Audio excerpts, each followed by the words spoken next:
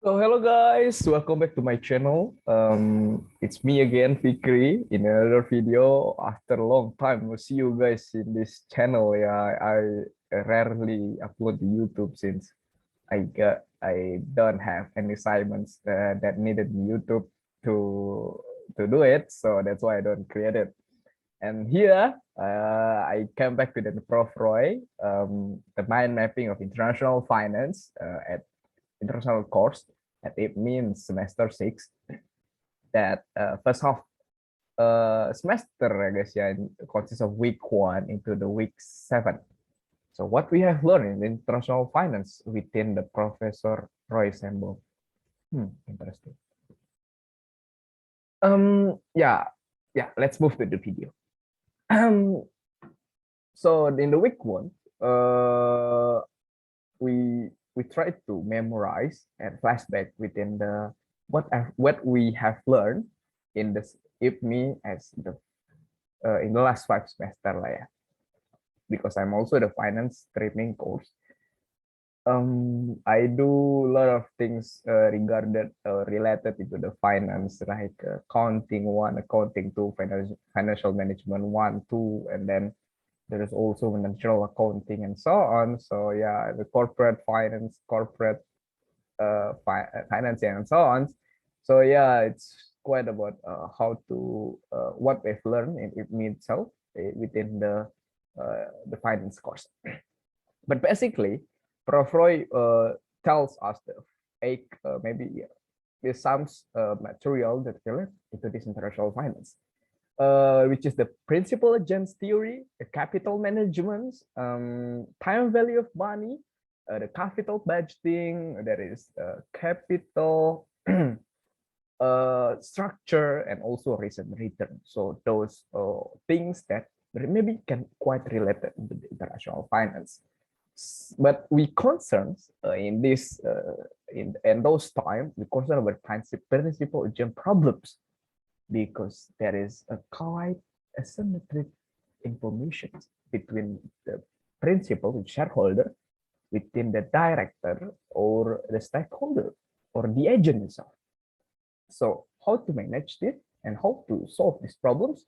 Yeah, Prof Roy was come up within one solution in those class, which is the good corporate governance. Yeah, maybe that's it in the week 1 after a lot of assignments also. Jump into the week 2, we do the overview of international finance. Wow, it's just like quite interesting topic, like international finance. You combine the international business with the finance thing. It's quite complex also. So we know that if we do the international business, I'm already finished the international business course also. Basically you can get more profit there. You can go more opportunity to gain a higher market rather than you do the localized of the business itself. And that's why people do the international business. But can you think that it's also not about the profit, but also how you can get more investing or the funding from anywhere. So the international finance comes to help you to get not only profit, but also the funding and investing in this international business, the opportunity. So the opportunity is wider. Your company is not only getting the profit, but also the funding. So, wow, it's amazing to do the international business.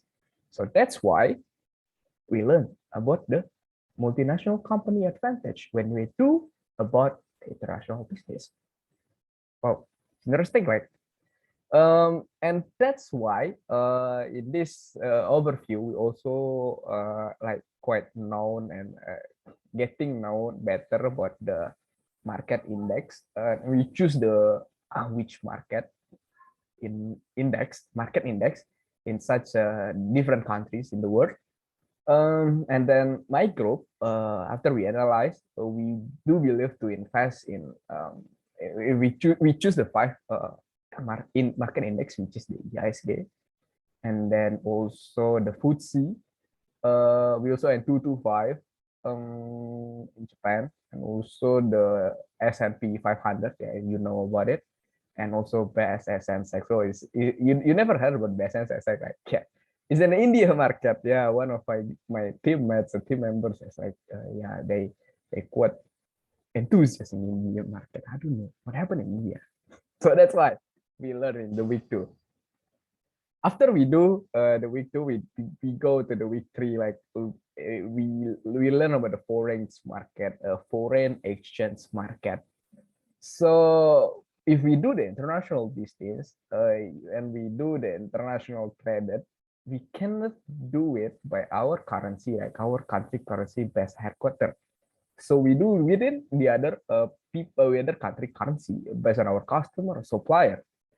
So that's why in the forex market or foreign exchange market, it's traded, currency is traded. Yes, basically it's this thing. The currency is traded within the forex market. Yeah. So there is also the factors that affect this trend of the exchange rate. Yeah, guys, you know that basically it's just about the government restrictions, the risk and return perception, the speculation of an investor, and also about the inflation and interest rate of the country. So those factors affect this exchange rate. Oh, it's quite complicated and more complicated, more. So basically, we also learn about the case of Mesa there. You understand, like, yeah. After that, we also like to do the fund allocation into our market index that we analyzed in the last week, in week 2, I mean. So that's why that's happening week 3. Yeah, we do the fund allocation to do the investment report simulation. After we do a lot of things in the foreign exchange and know more about the forex exchange, we move into the week 4 within a parity framework. Wow, you know, guys, it's quite new about the parity framework. Yeah, parity frameworks. What is parity itself? It's quite complicated. So let's move to the first. We talk about the arbitrage. So the arbitrage is when you can take advantage into one or discriminatory into one product with minimum into 2 markets. So what happened? What's that? What's that? It's basically when you can get advantage to do to get the exchange rates and interest rate within your money. Yeah, with 0 money. So you invest in one security, certain securities in different market, in different country within your country, every currency. So you exchange it and then you invest it, and you can exchange back into your country, into your currency. So you can get profit into that because there is like the situations that can, because the interest rate is different. Right? Every country has different exchange rate, so you can invest like so you can take advantage on it. It's interesting what you can take advantage of this gap. So that's why, oh, that's why people do it, the arbitrage. But back then, there is the theory called interest rate parity when can we already learned like in the forex market that the factor of affection rates. So the interest rate parity is counter argument arbitrage when you cannot get those value, those return within the arbitrage. So interest rate parity is statement that you cannot get atau zero arbitrage. So you cannot get arbitrage. Yeah? Arbitrage is not nice. Yeah, it's not happen. Arbitrage is not happen. So that's why because the interest rate itself is changing. So the value is changing. So it's called the foreign exchange equilibrium. So there is no arbitrage. But it's only in the some spectrum in the one chart. But back then it's still the premium and discount. So you can still take advantage into the arbitrage. Yeah, basically about the things in the parity frameworks in the week 4. And let's move into the week 5. After that, we learn about the exchange rate forecasting. But before that, we also learn about the covered arbitrage. Oh, so you can do the covered arbitrage by forward rate. You can, what is forward rate basically? So you settle the agreement within the other party, the two parties, to to apa ya, to do the contract that this rate will be settled in the future, maybe in the next year, in the next month, in the next week, and so on. So you can settle the exchange rate with other people. It's basically about the forward rate. So when you do this arbitrage, you can cover it by this this contract, forward rate contract. But it's still no risk on it. I guess no, because yeah, the country risk it will happen if the bank itself it's dismissed or collapse and so on. You cannot get or you cannot earn those agreements. So yeah, that's not happen. So that's why everything will has risk, except you invest in yeah, the country zero risk, yeah, free risk investment. You know lah, the bank deposit, etc. Yeah, after we do the exchange rate forecasting there, in the week 5, we also learn about the Uber age. Is the company, is the case of the investment company, one traded in Poland, who's Polish there. After of that, after the week 5, we do the week 6. Before we end up the week 5 itself within the forecasting the rupiah into Indonesian rupiah into the US dollar. So yeah, so Prof Roy assigned us to do the yeah, forecasting within the forecasting technique lah, guys, yeah. Three technique to forecast, but yeah, basically Prof Roy you just predict three type in 5 days of rupiah value on those rupiah rate, I mean, on those time. And then yeah, we jump up my group, we jump up into the value. Then yeah, and after that in the week 7 is interesting day, since we do the currency risk measurement. First of all, we just tells us about the 3 type of exposure.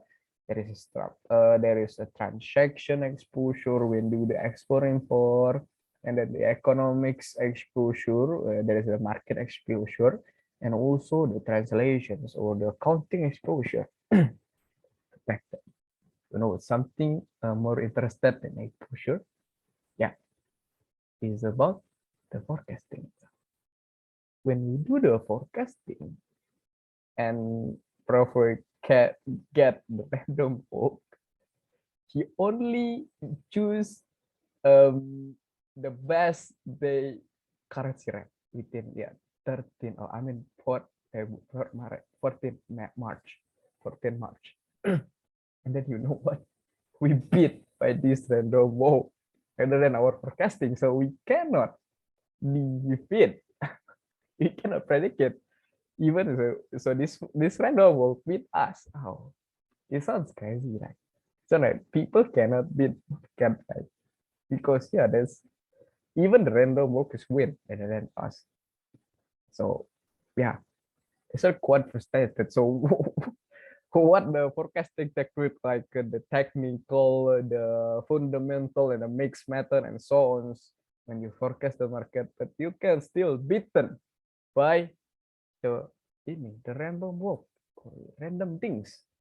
So that's why the most the Nobel Prize in 2013 in economics within Eugene Fama comes within the aviation market hypothesis. So that then we move into the week 7 within the mid-semester review. What happened and what was like. So our grandfather,